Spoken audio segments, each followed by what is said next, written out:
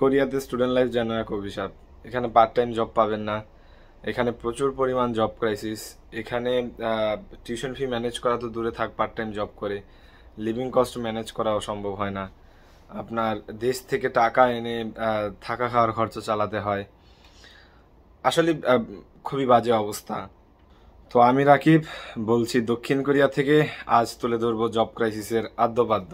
আচ্ছা, থামেন থামেন, এখানে এত হাইপার হওয়ার কিচ্ছু নাই। এগুলো কোনোটাই আমার মুখের কথা না, এটা একেবারে টোটালি মানুষের মুখের কথা। এই মানুষগুলো কারা, এটা হচ্ছে সবচেয়ে জানার বিষয়।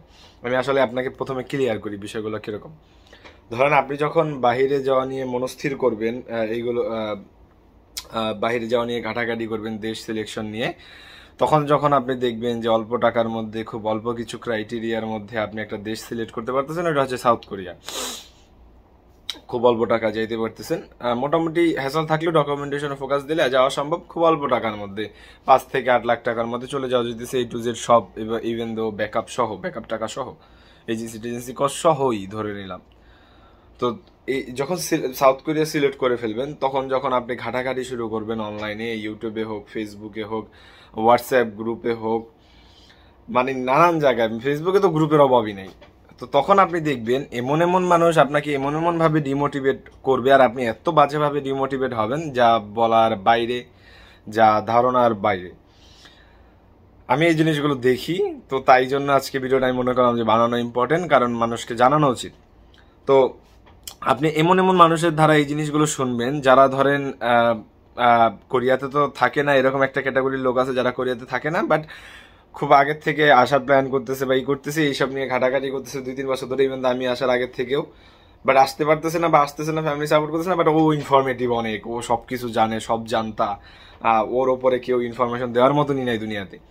তো এই মানুষগুলোর থেকে শুনবেন, দেখবেন যে উনি কোরিয়াতে থাকে না। আরেকটা ক্যাটাগরির মানুষের থেকে শুনবেন যারা কোরিয়াতে আসছে 1 সেমিস্টারও এখন ধরে শেষ হয় নাই। ধরেন 2-3 মাস হয়েছে, 4 মাস হয়েছে, 5 মাস হয়েছে, ইভেন তো ধরেন 6 মাস হয়েছে ধরে নিলাম। থার্ড একটা ক্যাটাগরির লোকের থেকে শুনবেন আপনার রিলেটিভস বা কোনো রিলেটিভস এর বড় ভাই, কোনো ফ্রেন্ডের বড় ভাই, কোনো ফ্রেন্ডের ছোট ভাই, কোনো ফ্রেন্ডের নানা নানি, দাদা দাদি, মানে কেউ না কেউ 5-7 বছর ধরে কোরিয়াতে থাকে, স্পেশালি ওয়ার্ক ভিসাতে।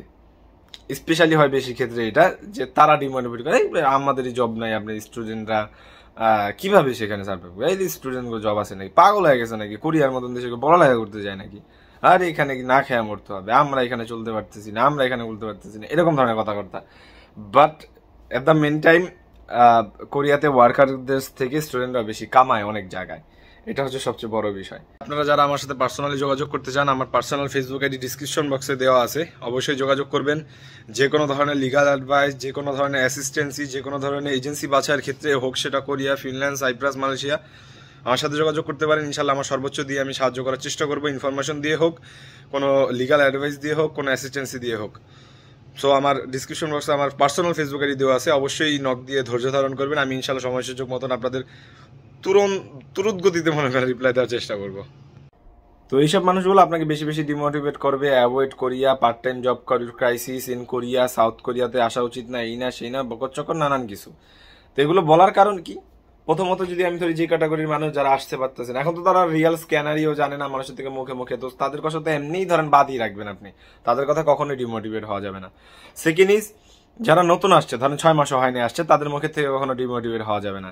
কারণ এই মানুষগুলোই ধরেন আবার একটা মানুষের থেকে শুনে আসছে যে কোরিয়াতে গেলেই 2 লাখ টাকা ইনকাম, কোরিয়াতে গেলেই 3 লাখ টাকা ইনকাম, কোরিয়াতে গেলেই লাখ লাখ লাখ লাখ টাকা চারাদিক দিয়ে আসবে। সো এই মানুষগুলো যখন আসার পরে দেখে, আই রে ভাই, আইসা তো আমি জব পাইতেছি না, আসার 1 মাস পরই তো আমি জব করতে পারতেছি না, ক্লাস স্টার্ট হয়ে যেতেছে, আমি 15-20 দিন হইলো কোরিয়াতে আসলাম, এখন তো 1 টাকা কামাইতে পারলাম না, তো জব ক্রাইসিস। এই পরের সেমিস্টার লোকদের আবার ডিমোটিভেট করতে, আইসেন না ভাই, আমার ইউনিভার্সিটি এরিয়াতে জব নেই, আমার এখানে জব নাই, এই নেই সেই নাই। কারণ ও মাইন্ডসেট করে আসছে যে আসলে 2 লাখ টাকা কামাবে, আসলে 3 লাখ টাকা কামাবে, আসলে 5 লাখ টাকা কামাবে, এক সেমিস্টারে 4-5 লাখ টাকা জমা ফেলবে। তো বিষয়টা হচ্ছে এরকম আর কি।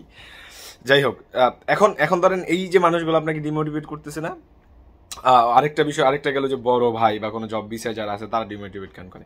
এখন ধরেন ভাই, ওরা আসলে স্টুডেন্ট লাইফটা সম্পর্কে জানে না, বা ওরা আসলে স্টুডেন্টদের অপরচুনিটি সম্পর্কে জানে না। ওরা আসছে কামলামি দিতে, ভাষা শিক্ষা, বাংলা কথা কইতে গেলে আমরাও কামলা দিতেছি, ঠিক আছে, বাট ওরা ভাষা শিক্ষা আসছে, পরীক্ষা দিয়ে আসছে, ইপিএস এই সেই রোস্টার মোস্টার বক্কর চক্কর নানান কাহিনী করে কোরিয়াতে আসছে।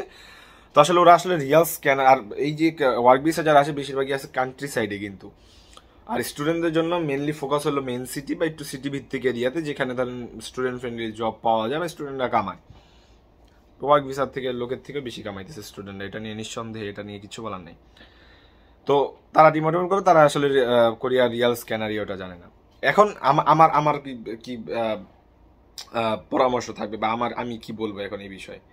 এখন ধরেন এই যে মানুষগুলো আপনাকে ডিমোটিভেট করতেছে না, স্পেশালি এই যে ধরেন 2-4-6 মাস হয়েছে কোরিয়াতে আসছে বা যারা এখনো কোরিয়াতে আসেনি, এই মানুষগুলো যখন কোরিয়াতে এসে পড়বে বা এই যে ধরেন প্রথম সেমিস্টার পোলাবেনগুলো যখন 2-3 সেমিস্টার পার করে ফেলবে, তারাই দেখবেন তাদের কোনো রিলেটিভস, আত্মীয়, ছোট ভাই, গার্লফ্রেন্ড, বয়ফ্রেন্ড, এই সেই বক্কচক্করকে গার্লফ্রেন্ডের ছোট ভাই, বয়ফ্রেন্ডের ছোট ভাই, ছোট বোন, এই সেই তাদেরকে কোরিয়া নিয়ে আসার জন্য পাগল হয়ে যাবে। কেন নিয়ে আসার জন্য পাগল হয়ে যাবে? তাদেরকে দেখবে ডিমোটিভেট করবে, তারা দেখবেন ভিডিও বানানো শুরু করবে, তারা দেখবেন স্ট্যাটাস দেওয়া শুরু করবে, কোরিয়াতে আসুন, এই অপরচুনিটি, সেই অপরচুনিটি, এই সেই বক্কচক্কর, কত কিছু। কারণ তখন ওনারা কামানো শুরু করবে। এখন বিষয়টা হচ্ছে যে আপনি তো একটা দেশে এসেই লাখ লাখ টাকা কামাবেন না, আপনার একটা certain amount of time, certain amount of money invest করতে হবে অন ইট। সো এরপরে আপনার একটা রাস্তা বের হবে বা এরপর আপনি একটা রাস্তা বা একটা সিচুয়েশন তৈরি করতে পারবেন। তো তারাই দেবেন একটা সময় আপনাকে আবার মোটিভেট করতেছে যে ভাই আসেন কোরিয়াতে, অপরচুনিটিস অনেক আছে, আসেন, সেভিংস করা সম্ভব মোটামুটি। এরকম হচ্ছে অবস্থা আর কি। মানে একেবারেই যখন তারা আপনাকে ডিমোটিভেট করতে করতে উড়াই ফেলতেছে, তাদেরকে আমার কন্ট্যাক্ট নাম্বার দিয়ে দিবেন, আমি ওদের প্লেন ভাড়া করে দিব, যে ভাই বাংলাদেশে চলে আসেন, হইলো তো, সমস্যা কি, এত না খেয়ে মরার কি আছে, বাসার থেকে টাকা এনে শুধু শুধু কেন না আপনি দেশে থাকতো, বাসার থেকে টাকা এনে সংসার চালাইছেন, বা সরি আপনার পড়ালেখা খরচ চালাইছেন, এখনো বাবা মার টাকা নষ্ট করবেন, কেন করবেন? আমি টিকিট করে দিব। আমি রাকিব, আমি আমার ইউটিউব চ্যানেলের মধ্যে বলতেছি 2-2.5 হাজার সাবস্ক্রাইবারদেরকে, যে কেউ যদি বাংলাদেশে চলে যেতে চায়, স্টুডেন্ট ধরেন ফার্স্ট সেমিস্টার হয়েছে, আসছে, ডিমোটিভেট করতেছে মানুষদের যে ভাই জব নাই, এখানে থাকা খাওয়া যায় না, তাদেরকে আমার কন্ট্যাক্ট নাম্বার দিয়ে দিবেন, আমি ওদের টিকিট কিনে দিব। তো এই জিনিসগুলোর থেকে উতরে উঠবেন কিভাবে বা নিজেকে মোটিভেটেড রাখবেন কিভাবে? আপনি একটা মাথার মধ্যে মাইন্ডসেট করে নেবেন যে আমি একটা দেশে যাইতেছি। জব ক্রাইসিস কিন্তু পুরো দেশে না, পুরো কোরিয়া, পুরো পৃথিবীতে চলতেছে। সব দেশের একটা ক্রাইটেরিয়া আছে, ধরেন জব ম্যানেজ করা বা জব তৈরি করা বা জবের যে বিষয়টা, যা জব করার কামানোর। এখন ধরেন কোরিয়ার ক্ষেত্রে যেটা ল্যাঙ্গুয়েজ প্রায়োরিটি পায়, আপনি মাথায় রাখবেন, আপনি অ্যাপ্লিকেশন শুরু করার পর থেকে ল্যাঙ্গুয়েজ আয়ত্ত করার চেষ্টা করবেন। আপনি মাইন্ডসেট এমনভাবে তৈরি করবেন যে আমি আসার 6 মাস কিন্তু ওরকমভাবে কামাইতে পারবো না, 6 মাসের মধ্যে যদি আমি কামাইতে পারি এটা আমার জন্য বোনাস, বাট আমি কামাবো 6 মাস পর থেকে। কারণ আপনার প্রথম সেমিস্টার শেষ হলে এরপর 2.5 মাসের একটা ব্রেক থাকবে, মেন প্রোগ্রামের ক্ষেত্রে আমি বলতেছি। তো তখন আপনার একদম ফুল ফ্রি একটা মানুষ দেখা যায় যে মোটামুটি জব ম্যানেজ করতে পারলে ভালো একটা ইনকাম করা সম্ভব। তো আপনি ধরেই নেবেন যে প্রথম 4-5 মাস আপনি জব করতে পারবেন না। আপনি কি করবেন? সার্টেন অ্যামাউন্ট অফ মানি, যেমন ধরেন 2 থেকে 2.5 হাজার ব্যাকআপ নিয়ে আসবেন আসার সময়। Certain amount of time mindset করে রাখবেন যে আপনার প্রথম 4-5 মাস আপনার খুবই কষ্টদায়ক একটা সময় যাবে। স্বাভাবিক ব্যাপার, আপনি একটা দেশে আসতেছেন, এটা কষ্টদায়ক তো সময় যাবেই। থার্ড বিষয়টা হচ্ছে যে ভার্সিটি চুজের ক্ষেত্রে বা ধরেন এইসব জিনিসের ক্ষেত্রে একটু একটু ভেবেচিন্তে ধরেন ডিসিশন নেবেন। আমার পরামর্শ থাকবে একটু সিটি ভিত্তিক এরিয়াতে আসার চেষ্টা করা, বাট তাও যদি সম্ভব না হয় মোটামুটি ধরেন একটু যদি ধরেন কান্ট্রি সাইডে আসছেন বাট সিটিটা অ্যাক্সেস করা যাইতেছে আধা ঘন্টা 1 ঘন্টা, তাহলে একটু বেশি ভাষায় ফোকাস দিবেন। ধরেন কান্ট্রি সাইডে একেবারে যদি কান্ট্রি সাইড এরিয়াতে আসার চেষ্টা করেন তাহলে একেবারে পুরোপুরি ভাষা শিখে আসবেন।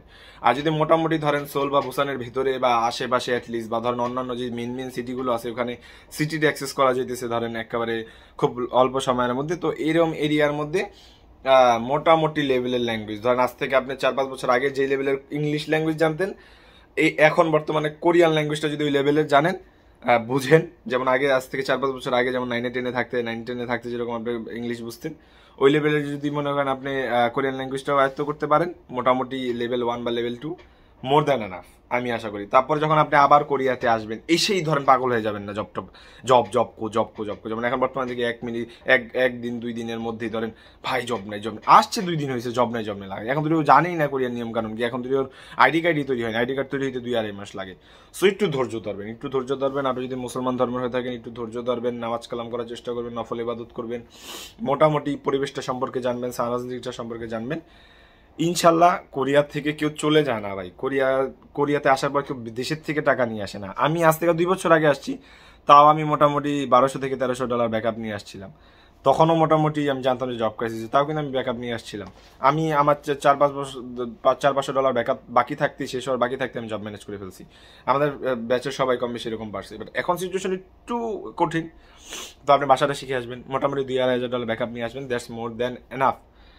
বাজে চিন্তা কম আনবেন, নিজের ওপরওয়ালার ওপর ও আপনার সৃষ্টিকর্তার ওপর বিশ্বাস রাখবেন, ধৈর্য ধরবেন, নিজেকে স্কিলফুলভাবে গড়ে তুলবেন ল্যাঙ্গুয়েজের ক্ষেত্রে। দেশের থেকে যতটুকু শিখে আসতে পারবেন আসবেন, আসার পর থেকে যতক্ষণ না একটা জবে ঢুকতেছেন অতক্ষণ ধুমায়া ধরেন মনে করেন ল্যাঙ্গুয়েজের উপর ফোকাস দিবেন।